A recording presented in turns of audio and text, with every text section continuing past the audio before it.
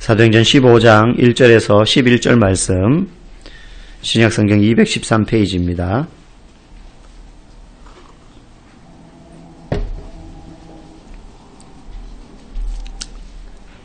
신약성경 213페이지 사도행전 15장 1절에서 11절까지.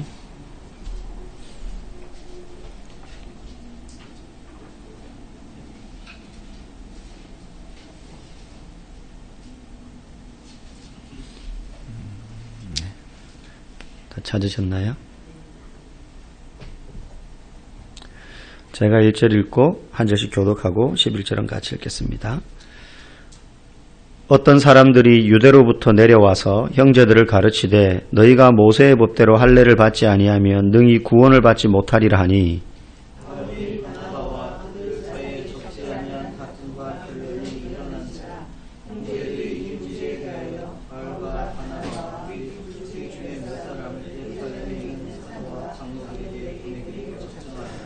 그들이 교회의 전송을 받고 베니게와 사마리아로 다니며 이방인들이 주께 돌아온 일을 말하여 형제들을 다 크게 기쁘게 하더라.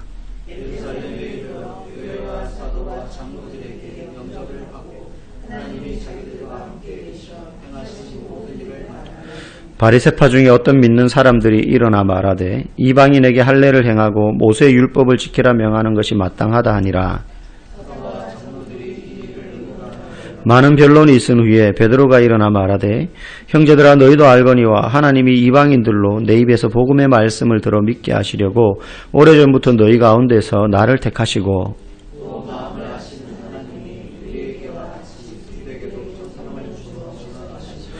믿음으로 그들의 마음을 깨끗이 하사 그들이나 우리나 차별하지 아니하셨느니라.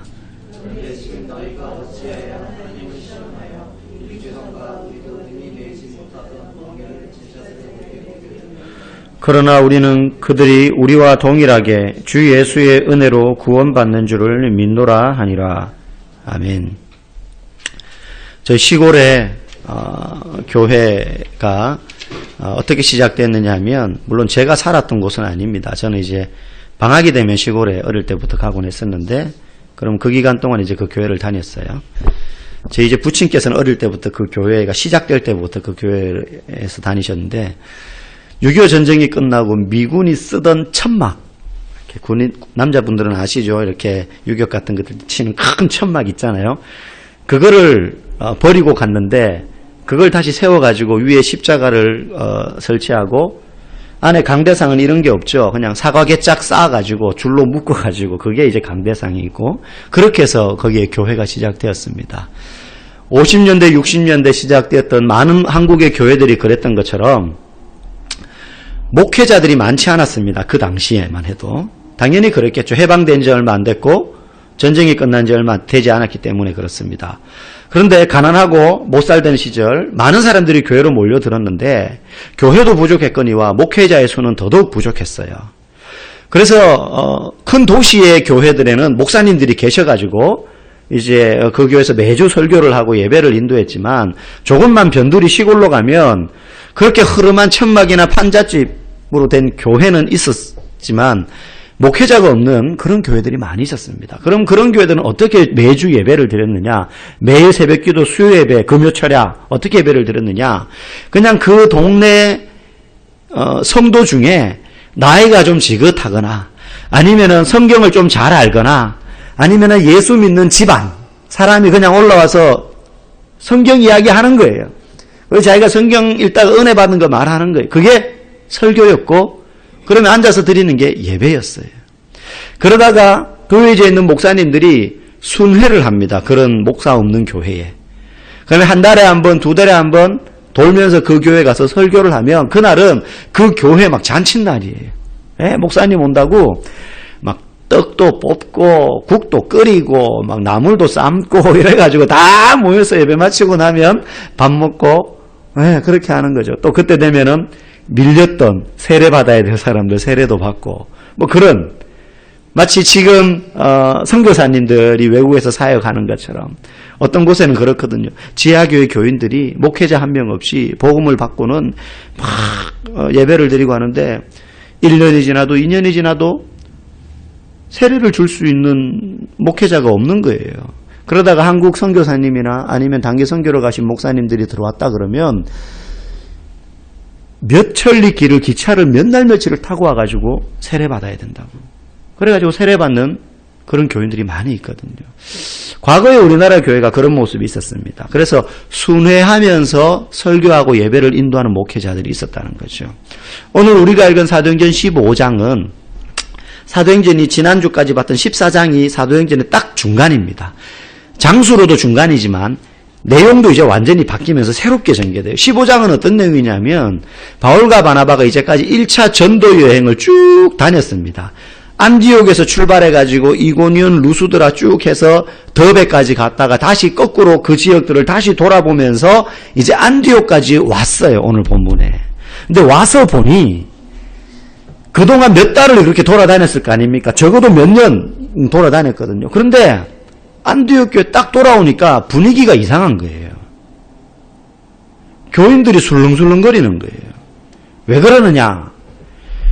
이들이 떠나 있는 동안 어떤 사람들이 안디옥 교회에 들어왔느냐 하면 예루살렘에서부터 온 성경을 가르치는 소위 말하는 순회 교사들이 안디옥 교회에 들어왔어요. 그러니까 교회는 부흥하고 할 일은 많아지는데 성경을 가르칠 사람은 부족하거든요. 근데 이 사람들이 유대인들입니다. 혈통적으로. 근데 이들이 와가지고 성경을 가르치는데 어떻게 가르치느냐 하면 여러분 안디옥 교회 교인들이요. 저희가 이렇게 안디옥까지 오면서 여러 곳에서 성경을 가르치면서 보니 예전에는 상상도 할 수 없었는데 우리처럼 유대인이 아닌 안디옥 교회는 대부분 이방인들입니다. 유대인이 아닌 여러분과 같은 이방인들이 예수 그리스도를 믿고 하나님의 아들과 딸, 자녀가 되는 것을 보았습니다. 깜짝 놀랐습니다. 그런데 여러분이 알아야 될 게 있습니다. 그게 뭐냐면 우리 조상 중에 모세라는 분이 계셨는데 이 모세 할아버지가 어떤 분이냐면 하나님으로부터 율법을 직접 전수받은 사람이에요. 그래서 그 사람이 우리에게 이 율법을 지켜야 된다라고 가르쳐줬는데 그 율법 중에 우리가 아브라함의 자손이요 하나님의 백성이라는 표시로서 행해야 될 율법이 한 가지 있었는데 그게 뭐냐면 할례를 행하는 거였습니다. 요즘으로 말하면 포경수술 같은 거예요. 근데 그게 율법적으로 이스라엘 백성들 같은 경우는 남자들은 난 지 8일 만에 다 할례를 받게 했어요. 그래서 몸에 표시를 새기는 거예요.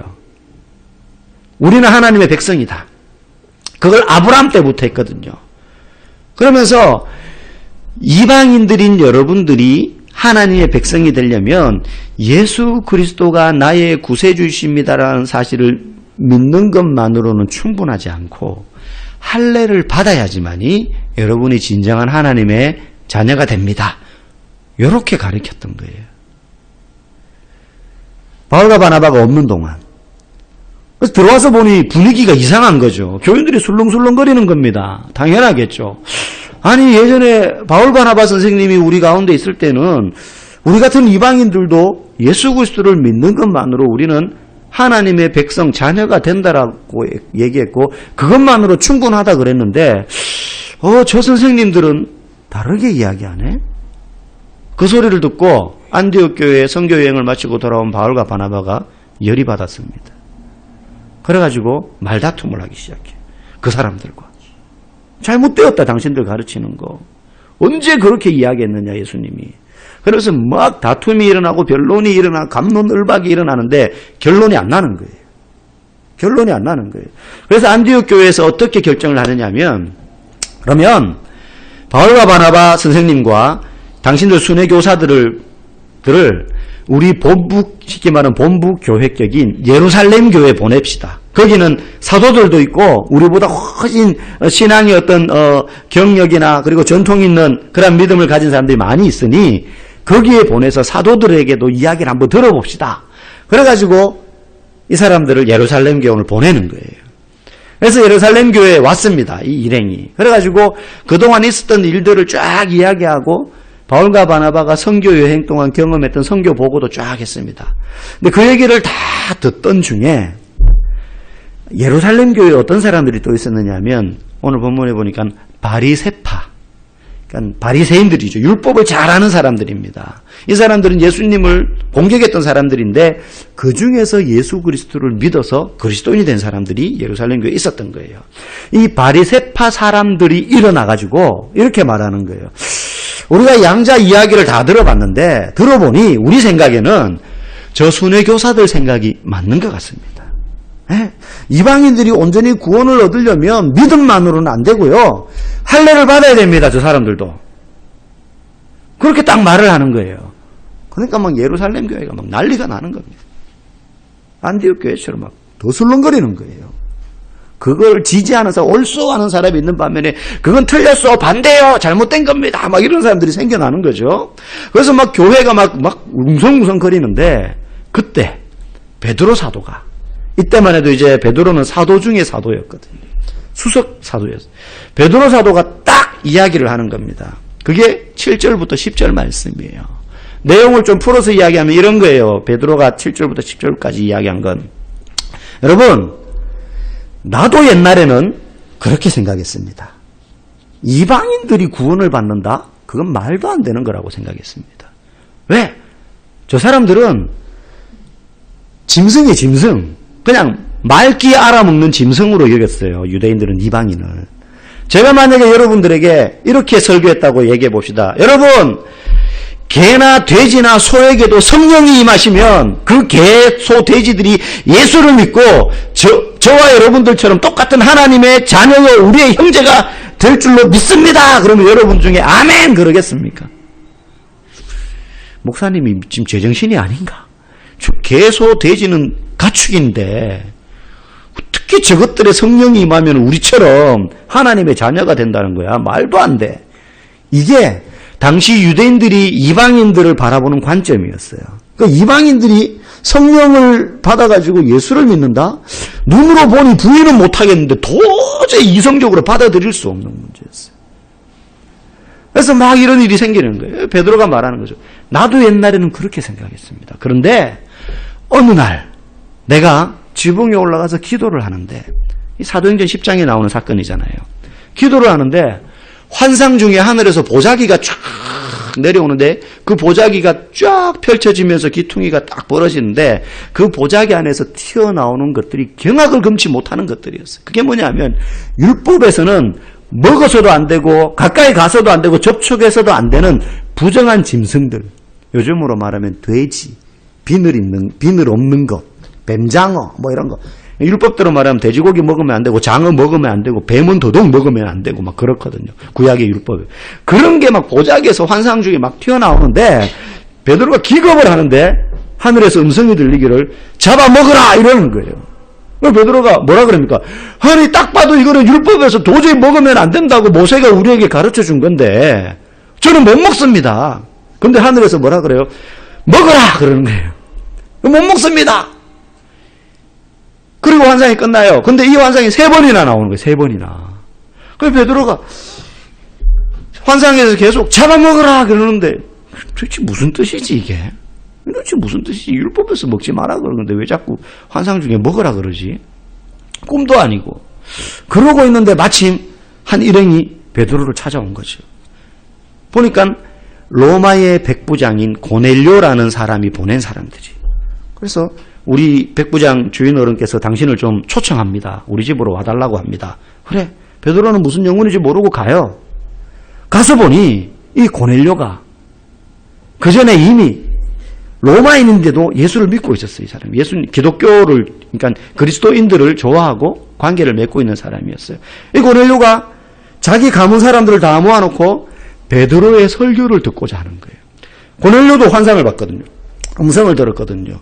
저기 요빠라는 곳에 가면 베드로라는 사람이 살고 있다. 그 사람을 불러서 말씀을 듣고 세례를 받아라.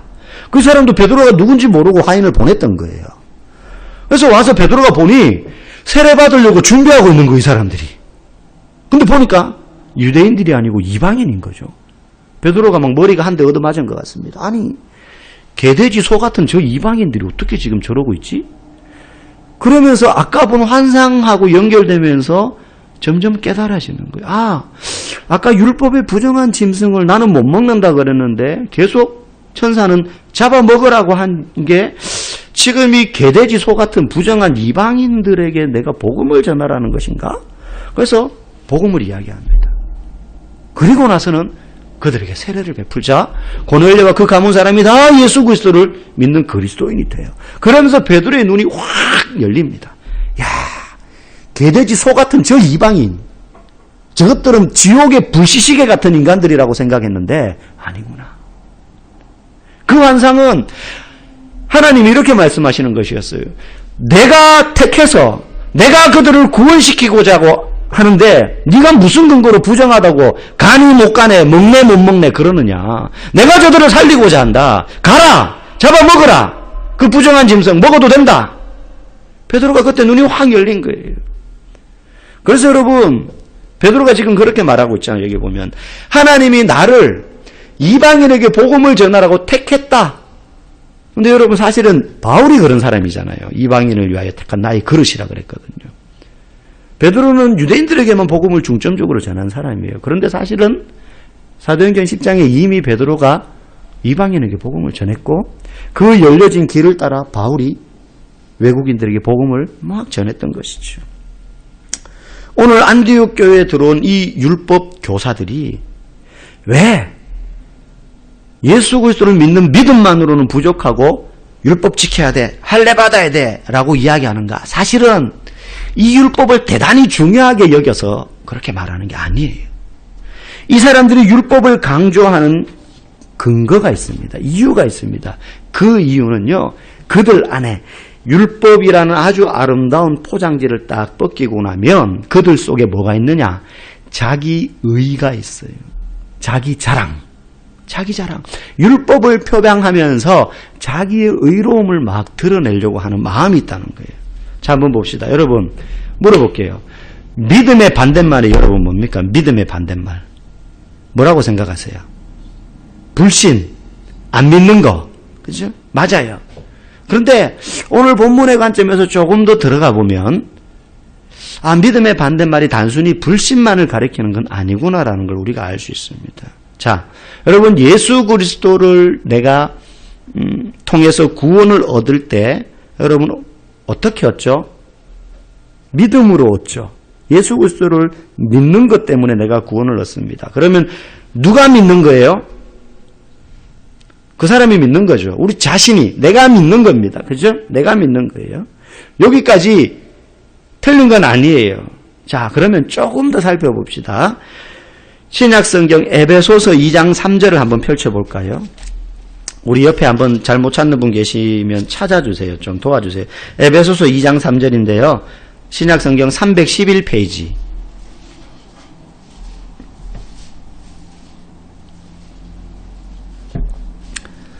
사도행전, 로마서, 고린도, 전후서, 갈라디아서 다음에 에베소서가 나옵니다. 예, 다 찾으셨나요? 에베소서 2장 우리 3절, 4절, 3절이 아니고 3절을 제가 먼저 읽고 그 다음 4절 읽고 5절 읽고 번갈아 가면서 읽어보겠습니다. 7절까지 3절 저부터 읽습니다. 전에는 우리도 다 그 가운데서 우리 육체의 욕심을 따라 지내며 육체와 마음에 원하는 것을 하여 다른 이들과 같이 본질상 진노의 자녀였더니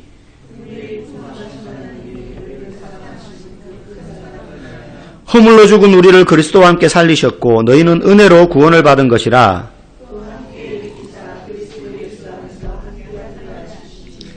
7절같이 이는 그리스도 예수 안에서 우리에게 자비하심으로써 그 은혜의 지극히 풍성함을 오는 여러 세대에 나타내려 하심이라. 자, 여기 보니까 3절에 우리는 원래 본질상 본래 우리는 진노의 자녀, 그 진노라면 하나님의 심판을 받을 사람이었다는, 하나님의 심판을 받을 사람이었다는 거예요. 우리는 원래.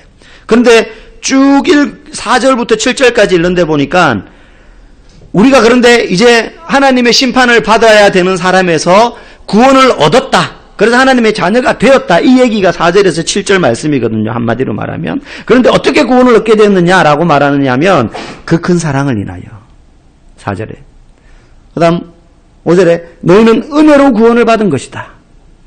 그 다음 7절에 가니까 그 은혜의 지극히 풍성함을 오는 세대에. 우리가 본질상 지옥의 불쏘시개가 될 진노의 자녀였는데 우리가 노력을 하고 공부를 하고 열심히 헌신을 하고 깨달아서 그렇구나 한 게 아니고 내가 용서를 구했거나 그런 것도 없어요.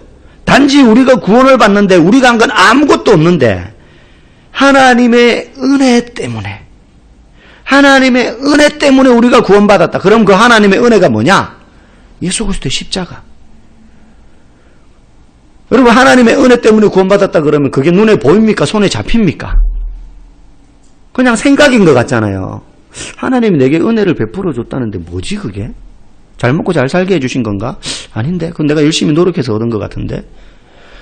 우리에게 하나님의 은혜를 보여주셨다. 우리에게 하나님의 은혜를 주셔서 우리가 구원받았다라는 것을 사건으로 보여준 게 십자가예요. 십자가. 그래서 십자가 딱 떠올리면 이게 하나님의 은혜의 결정체구나. 이게 하나님의 은혜의 결정체구나. 여러분 물을 손에 담을 수 있습니까? 아무리 이렇게 잘해도 빠지잖아요. 요거 얼려버리면 딱 잡히죠. 얼음이죠.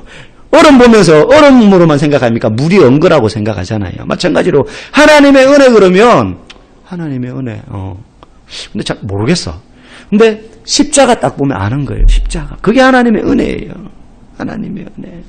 우리가 원래 그런 사람이었다는 거예요. 그 다음 8절에 말하는 게 너희는 또 말해요. 그 은혜에 의하여 믿음으로 말미암아 구원을 받았다. 믿음조차도 아까 제가 믿음은 누가 믿는 거예요? 내가 믿는 거라 그랬어요. 그런데 믿음조차도 하나님의 은혜에 의해서 우리에게 심겨진 거라는 거예요. 주어진 거라는 거예요. 그러니까 내가 믿는 게 아니에요. 내가 믿어서 구원 얻는 것 같은데 아니라 믿게끔 믿음을 하나님이 내게 주셔서 여러분 제가 목회하면서요. 믿을 수 있는 모든 여건이 다 조성되어 있는데도 안 믿는 사람 많이 봤습니다. 3대째 4대째 자기 증조 할아버지가 일제시대 때 믿음 지키다가 순교당한 순교자 집안의 손주인데 이분이 교회 다니는 집사님이에요. 근데 예수 그리스도를 안 믿어요. 안 믿습니다. 예수님을 주님으로 모시지 않고 술을 주님으로 모시는 분 많이 봤어요. 여러분 오늘 왜 믿음조차도 하나님의 은혜로 우리에게 주신 것이냐? 그 뒤에 보니까 이것은 너희에게서 난 것이 아니요 하나님의 선물이기 때문에 행위에서 난 것이 아니니 이는 누구든지 자랑하지 못하게 하기 위해서. 다시 말하면 믿음의 반대말은 불신이 아니고 자기 자랑이에요. 이 사람들이 왜 율법을 들이미느냐? 야 개돼지 소 같은 너희들아, 너네 예수 믿어서 구원받을 것 같지? 아니야. 우리는 너네하고 다른 게 있어. 우리는 날 때부터 유대인이고 혈통적으로 아브라함의 자손이며 율법을 통해서 할례를 받은 사람인데 너네 아무것도 안 했잖아. 율법을 들이미는 이유가 너네는 우리하고 달라. 아무리 예수 믿어도 우리하고 달라. 자기 자랑이 들어있는 거예요. 자기 의가 들어있는 거예요. 나는 믿는 가문 출신이야. 너는 세상에서 굴러먹다가 교회 나왔지? 달라. 여러분 이게 이 율법 교사들 마음속에 있는 거예요. 그래서 여러분 복음을 제대로 이해하는 사람, 믿은 사람은 첫 번째로 자기 자랑이 없어집니다. 자기 자랑이 없어져요.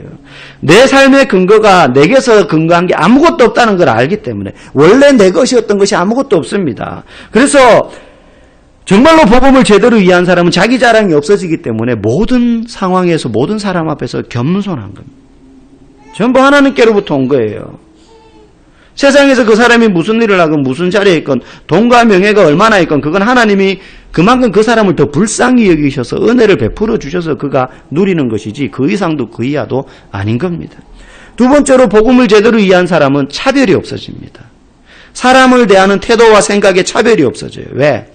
그 사람이 아무리 잘났건 똑똑하고 뭘 했건 그 사람도 하나님의 은혜를 입은 죄인에 불과하기 때문에 그 사람이나 나나 똑같아요. 그래서 십자가의 복음을 제대로 인식한 사람은 사람이 두렵지 않습니다. 나보다 돈 많고 힘있고 사회적인 명성과 지위가 있는 사람을 보면 왠지 고개가 숙여지고 나보다 못한 사람 보면 목이 힘들어가고 그러지 않아요. 사람을 가리거나 두려워하지 않습니다. 여러분 남자들 군대 갔다 가지고 쌩 고생하고 나면 무슨 생각 듭니까? 아무것도 안 무섭다 이거예요. 아무것도 안 무섭다. 내가 군대에서 그 힘든 것도 지냈는데 뭐 이까지쯤이야 뭐 내가 뭐라도 못하겠어? 이런 생각 들죠. 그리고 하나님의 은혜를 깊이 제대로 체험한 사람은요, 사람이 무섭지 않아요. 모든 사람을 똑같이 대하게 되는 거예요. 왜? 그 사람도 하나님의 눈으로 볼 때는 죄인이요, 예수 그리스도의 은혜로 말미암아 구원 얻은 하나님의 자녀이니까. 그게 그의 본래 모습인 걸 아니까. 돈, 명예, 지위로는 치장된 거예요.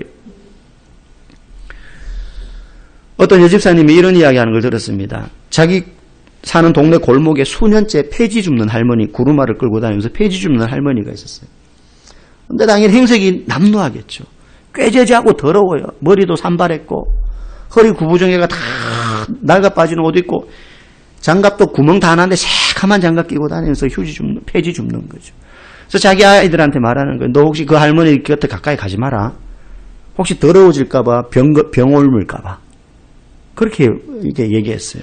근데 어느 날 집에 있는데 띵동 벨 소리가 들리는 거예요.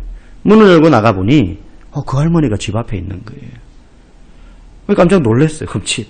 근데 이 할머니를 보니까 허리 구부정해가지고 손에 뭘 들고 있는데 이래 보니 10,000원짜리 한 장을 들고 이렇게 있는 거예요. 할머니 이게 뭐예요? 아니 내가 저기 댁에 문 앞에 있는 박스를 이제 수거하려고 뒤적거리다 보니 그 안에 10,000원짜리가 하나 들어있는데 아마 이 집에서 어떻게 하다가 거기 흘러 들어간 거 아닌가 싶어서 돌려주려고. 그러니까 이사님이 약간 난처하기도 하고 좀 그래서 그냥 할머니 측은한 마음에 그냥 필요한 거 그냥 쓰세요. 그래서 할머니가 이렇게 말하는 거예요. 난 공짜는 싫어. 나는 이거 폐지 주워가지고 그냥 먹고 사는 것만으로 충분해. 이거 받아. 가지고 돈을 쥐어주고 할머니가 다시 구루마를 끌고 가는데 그 뒷모습을 보고 이 집사님이 너무 부끄럽더라는 거예요. 자기는 애들한테 혹시나 병 걸릴까봐, 더러워질까봐. 그냥 그것뿐만 아니라 그냥 머릿속에 머리가 하얘지면서 뭐가 싹 지워지냐면 저 할머니는 나보다 못 배웠고 못 살고 가난하고 그래서 더럽고 추하고 무식하고 힘없고 나이 먹고 병들고 그래서 내가 가까이에서는 안 될 사람이라고 생각했고 그래서 아이들에게 그렇게 가르쳤던 자기 자신이 너무 부끄럽다는 거예요. 너무 부끄럽더라는 거예요. 사실은 저분이 나보다 더 성실하고 더 깨끗하게 살아가는 분이더라는 거죠. 여러분 저 사람은 이래서 안 돼. 인상 보니 내가 인사해도 안 받아줄 것 같아. 여러분 엘리베이터에서 사람 만나면 먼저 인사하세요. 안 받아도 그 사람 아마 내가 내리고 난 다음에 그렇게 생각할 거예요. 내가 먼저 인사할 걸. 네? 안녕하세요. 처음 보는데 엘리베이터 탔는데 인사하니까 놀래가 이 사람이 한 번도 안 해봐서 안 당해봐서 놀래서 인사할 타이밍을 놓쳤어 이 사람도. 내가 내리고 나니까 다음에는 내가 먼저 인사해야지. 제가 해보니 19번 제가 인사하면요 약간 개면쩍어 하는 사람은 있지만은 19번 인사 다 받아줘요. 근데 인상 보니 딱 탔는데 이렇게 타요. 인상 보고 인사하면 괜히 무시당할 것 같아. 그래서 인사 안 하는 경우 많아요. 여러분 먼저 인사하세요. 새 가족이 있으면 먼저 다가가고요. 밥 먹을 때 혼자 먹는 사람이 있으면 옆자리에 앉아서 같이 먹어주세요. 대부분 그런 사람은요 성격이 쾌활하거나 그런 분이 아니에요. 그냥 혼자 먹어요. 같이 인사해주고 먹어주세요. 순장이라면 전화 한 번 더 하고요. 기도할 때 그 사람 이름 한 번 더 불러주세요. 여러분 우리가 왜 예배의 자리를 소중히 해야 됩니까? 나는 원래 여기 있을 수 없는 사람이었다는 거예요. 나는 원래 조나단 에드워드 목사님의 로마서 설교에 따르면 지옥에 타는 듯한 그 지옥의 불길 앞에서 타서 제가 될 순서를 기다리고 있던 사람들이었다는 거예요. 아까 에베소서 2장 3절 말씀처럼 우리는 본질상 진노의 자녀였다는 겁니다. 그런데 아무것도 안 했는데 하나님이 은혜로 우리를 극적으로 구별해 주셨어요. 구원해 주셨어요. 그 불구덩이 순수를 기다렸는데 차별 없는 은혜로. 예수님이 만약에 이 유대인들처럼 차별을 뒀다면 우리는 예수 믿을 수 없습니다. 그런데 내가 극적으로 구원받아서 여기 앉아 있는 겁니다. 그냥 주일이어서 와 있는 게 아니에요. 주일이니까 가서 예배 드려야지. 예배 안 드리면 뭔가 찝찝하고 그래도 내가 예수 믿은 지 얼마나 되고 우리 집은 모태신앙인이고 우리 애들이 교회 다니는데 부모로서 안 가면 좀 그렇지. 여러분 그래서 교회 오면 안 됩니다. 은혜 때문에 오는 거예요. 예배를 대충 드릴 수 있습니까? 여러분 좋아하는 드라마는 본방사수하고 못 보면은 나중에 다운받아서라도 보고, 심지어 돈을 지불해서라도 드라마 보잖아요. 밀린 거. 한 편에 몇백 원씩 내면서. 근데 우리는 예배를 그렇게 왜 못 드리느냐. 주말 연속극보다, 스포츠보다, 뉴스보다 예배가 더 가치가 없습니까? 여러분, 우리는 우리의 믿음을 뜯어봐야 됩니다. 해체해서. 그저 내 과거의 경험, 신앙의 연수와 직분과 교회에서 내가 지금 하고 있는 여러 가지 헌신들을 두리뭉실하게 뭉쳐서 이 정도면은 뭐 괜찮지. 이 정도면 나만한 믿음이 없지. 그게 아니고 해체해서 봐야 돼요. 내가 지금 어제 이번 주 성경을 내가 얼마나 봤나? 내가 얼마나 큐티했으며 기도는 내가 얼마나 했나? 내가 매일 똑같이 반복되는 일과 직장, 일터, 사업장에서, 가정에서 살아가는데 똑같이 일을 하는데 내가 이 일을 통해서 어떻게 하면 하나님께 영광을 돌릴까 분명한 목적을 얼마나 생각을 했나? 내가 믿지 않는 내 주변에 있는 사람들을 위하여 전도하기 위해서 얼마나 애를 썼나? 그걸 여러분 우리의 믿음을 구분하는 하나하나 해체해서 뜯어봐야지 알지. 그저 내가 이때까지 성실하게 그래도 뭐 한두 번 빠질 때는 있었지만 교회 열심히 나왔고 내가 그래도 젊을 때 한때 뜨겁게 불타올랐었고 이거 그냥 때려 뭉쳐가지고 나는 그래도 뭐 천국 백성이고 나는 구원받을 수 있지. 하나님의 자녀지. 여러분 이렇게 생각해서는 절대 안 됩니다. 목사도요. 믿음을 뜯어봐야 돼요. 스스로를 해체해봐야 됩니다. 내가 성경 보고 있나? 내가 기도하고 있나? 내가 예배를 사모하고 있나? 뜯어보면 우리야말로 감당할 수 없는 하나님의 차별 없는 은혜의 가장 큰 수혜자라는 사실을 여러분 꼭 기억하시고 우리가 겸손히 하나님 앞에 순종하며 믿음의 거리를 좁히고 무너진 가정 예배와 개인 기도의 시간을 다시 견고하게 세워 나가시기를 주의 이름으로 간절히 소망합니다. 함께 찬양하고 우리 기도하겠습니다.